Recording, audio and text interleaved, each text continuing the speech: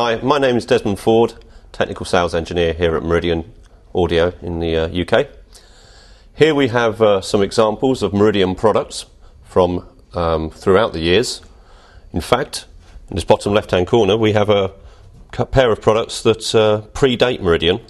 The Lexon Pre and Power Amplifier were designed by Alan Boothroyd and Bob Stewart, Meridian's founders, but produced under the Lexon brand before Meridian existed. Meridian's first electronics were the 100 series, featured here in the chocolate brown colour that they were available in. This was our first range of products. The important thing for us immediately was to have products that, while sounding good and working from a technical point of view very well, they also are simple and easy to integrate into a domestic environment due to their small size and elegant appearance. The next major range of products for us was the Meridian component range. Here we embraced a modular approach to electronics, whereby additional modules are added as the system grows. As a customer adds source components, a simple block is plugged in for each of these. The time this occurred was at the same time as the CD emerged as the first digital format. Meridian embraced this digital audio with CD, the first carrier available domestically, with the MCD and Pro MCD CD players. As you can probably see, they're based on the Philips, first Philips player available. However, in the MCD case, we had analog electronics supplied by Meridian, and on the Pro MCD that extended to the power supplies, the D2A conversion and so on. This was generally seen as the first audiophile CD player. Later on and into the 1980s, or further into the 1980s, we launched the 200 series here.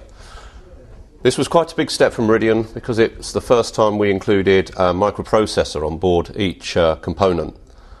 What may have seemed a little like overkill by the standards of the day made a lot of sense. It enabled us to include a comm system whereby the products actually communicate with each other and therefore act as a single machine from a remote control unit if required, and featured lots of user-friendly features such as a balance between inputs when switching between sources. This led eventually to the 500 series being developed. Launched in 1993, this was a huge success for Meridian. It stayed current for 10 years, various models coming into the range during that time. Perhaps the most noteworthy of which was the 565 surround sound processor.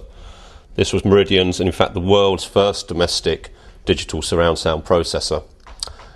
It went through several hardware upgrades and even more software upgrades during its 6 or 7 year lifespan, and was quite revolutionary in that it provided a path through the developments of surround sound, enabling a customer, even if they'd bought serial number 001, to have upgrades through time such that their unit would be electronically and sonically exactly like one bought off the shelf at the end of the product's lifetime.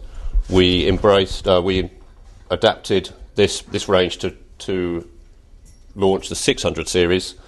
This was a range that allowed our designers to remove cost restraints to some extent from the 200 series range. A system that we've employed currently with our 800 series, whereby the 800 series can include what might be initially quite expensive electronics, which, if successful and made more affordable, we can trickle down into our G series products.